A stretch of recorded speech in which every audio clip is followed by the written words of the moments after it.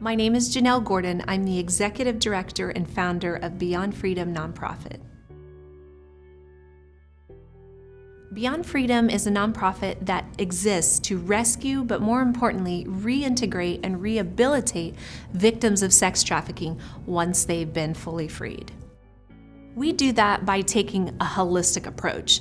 I've interviewed a lot of young women that have come out of being trafficked, and there's no one story alike. Therefore, there's no one solution. We work with healers from around the world. We are custom designing programs to help these young women work through trauma, to really be able just to do life again, life skills, basic life skills, and also give them the tools to succeed, whether it's through higher education, job training, and empowerment coaching, to really help them feel like going from product to person is a job that's manageable because they have support.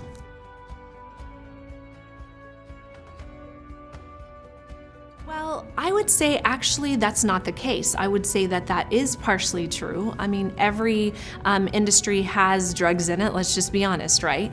And that one not being any different. However, the drugs that are involved have mostly been pushed by the traffickers to try to silence the young women. I myself was trafficked 10 years. I never touched a drug in my life. I went in sober, came out sober.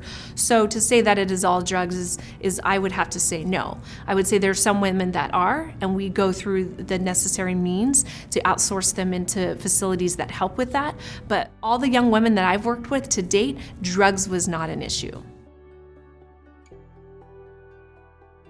This is just my belief, but I believe that, listen, if you have children, you can relate. If you don't, maybe you know a niece or you have access to a child that you've been around. When young girls are 4 or 5, I'm sorry, I've never heard a young 4 or 5-year-old girl say, I want to be a stripper or I want to be a prostitute when I grow up. And if you have, please let me know. And if she has said that, it's because of conditioning now, what we see on social media where it's cool to be a stripper now. So to say that sex trafficking is taking away from women who really voluntarily want to do the sex work or the attention therein is actually, I don't believe is true. There are some women who choose this work. That number is very small. The majority of women that I worked with over 10 years across strip clubs around the country and globe, I would say maybe 10 to 20% of those women were there by choice, and the rest of them were there by force. So that's just my opinion, and I'm not an expert. I mean, 10 years if you call that an expert, but that's just what I believe.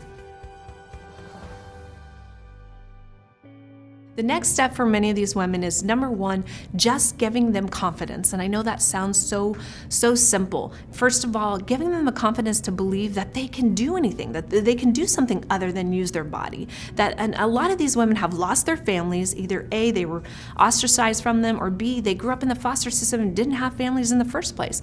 So we have to get the community involved and understanding that this is a community issue. These are our young women's lives that are being destroyed. If you say cancer is a silent killer and all these things, actually sex trafficking is the silent killer of our women, because women never get fully out of this industry. They either take their own life or end up in the system, in the cycle forever. So the first step is getting them mentors and getting them into programs like Beyond Freedom, where they get the coaching that they need to feel confident again. We send our girls to Tony Robbins events because it does one thing. It helps you to realize your potential as a human being and that you have the power to overcome anything in life.